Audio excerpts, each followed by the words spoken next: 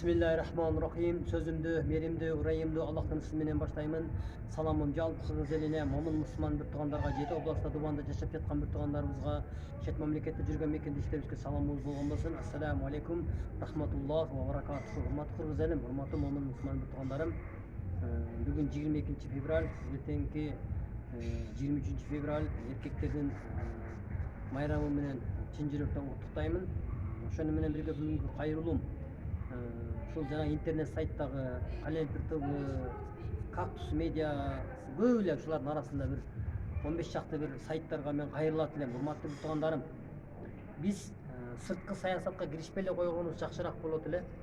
Мына бүгүн мен жанагы азыр 10 мүнөт боло элек Калемпир ТВдан ушундай бир теманы коюптур. Украинанын аткан ракетасы Россияга 4 мүнөттө келет деп жазып дагы бул жака жазыптыр дагы. Бул жагына Путин коркуп атабы деп жазып коюпсуңар. Урматтуу туугандарым, биз өзүбүз ушул нерсеге өзүбүз себепкер болуп калбайлы. Бул Москва, Россияны талкалап коюш Украина үчүн эмес, урматтуу туугандарым. Дүйнө жүзүн жакшы билсек, дүйнө жүзүн державаны Россия менен Америкада кармап турат, урматтуу туугандарым. Анан кийин туруп алып Украинанын аткан ракетасы 4 мүнөттө келип Россияны жарат. Анан Россия Путин коркуп атабы деген темаларды жазбагыла, урматтуу туугандарым. Эгер Россияга ушул биздин эмелерибиз жетип кала турган болсо, биздин айттык го 1 миллиондон ашык биздин кыргыздардын жарандары Москвада эмгектенип атат. Ошолорго залал келтирип коюп атат. Мына жогорку кеңештин спикери Талант Мамытовдор баштаган делегация депутаттар Москвага барып чечип аткан маалда, мына бүгүнкү күндө силер ушинтип интернетте чыгарып атасыңар.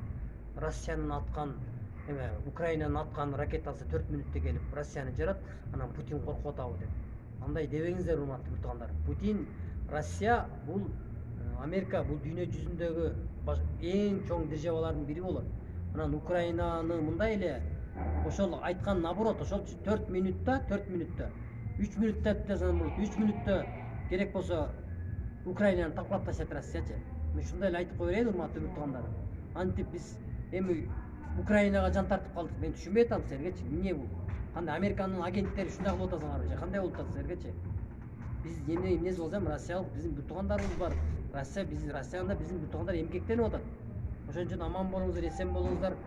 Бир туугандарым, эсиңерге келгиле, урматтуу ошол интернет сайттагы Кактус медиа, аяк бияк, жанагы Калемпир ТВ уялбайсыңар, Кудайдан коркуш керек да.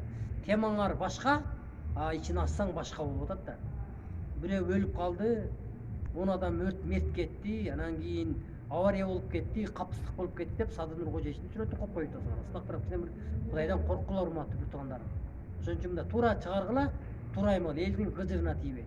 Аман болуңуздар, эсен болуңуздар. Ассаламу алейкум, рахматуллахи ва баракатуху.